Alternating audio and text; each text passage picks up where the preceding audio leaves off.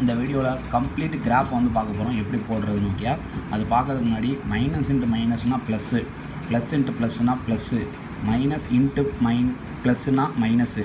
Okay, plus into மைனஸ்னால் negative. Okay, வேறு வந்துட்டாலே நெகட்டிவ் தான். இப்போ இங்கே பாரு, மைனஸ் இன்ட்டு ப்ளஸ்ஸு வேறு இருக்குது, அப்போ நெகட்டிவ்.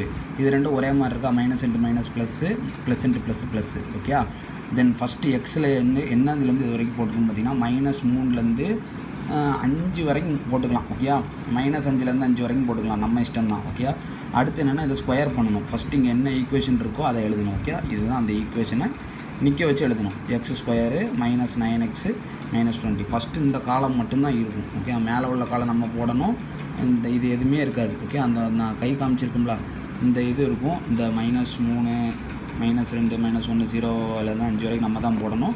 இங்கே எதுவுமே இருக்காது. ஓகே, இப்போ என்ன பண்ணுறேன்னா, -3 × -3 9, -2 × -2 4, -1 × -1 1. 2 தடவை அந்த நம்பரை மல்டிப்ளை பண்ணணும் ஐயா. இப்போ மைனஸ் இன்ட்டு மைனஸ் ஆட்டோமேட்டிக்காக என்னென்ன ஆயிரும், ப்ளஸ்ன்னு ஆயிரும். ஓகே, அப்போ +9 +4 +1. அது மாதிரி இங்கே இப்போ 1 × 1 2 × 2 3 × 3 எக்ஸ் ஸ்கொயர்னு சொன்னதுனால அந்த நம்பரை அப்படியே 2 தடவை மல்டிப்ளை பண்ணிட வேண்டியதான். அடுத்து என்ன பண்ணணும் அப்படின்னு பார்த்தீங்கன்னா, -9x இங்கே இருக்குது அப்படியே இருக்கேன். இந்த 9 கொண்டு இதை மல்டிப்ளை பண்ணணும். அப்போ 9 3s என்னது 27, மைனஸ் இன்ட்டு மைனஸ் என்னது ப்ளஸ்ஸு, 9 -9 × -2 என்னது 18. ஓகே, -9 × -1 என்னது 9, -9 × 0 என்னது 0, -9 × 1 என்னது -9, minus into plus, minus into plus என்னது நெகட்டிவ், அதான் நெகட்டிவ் போட்டிருக்கு.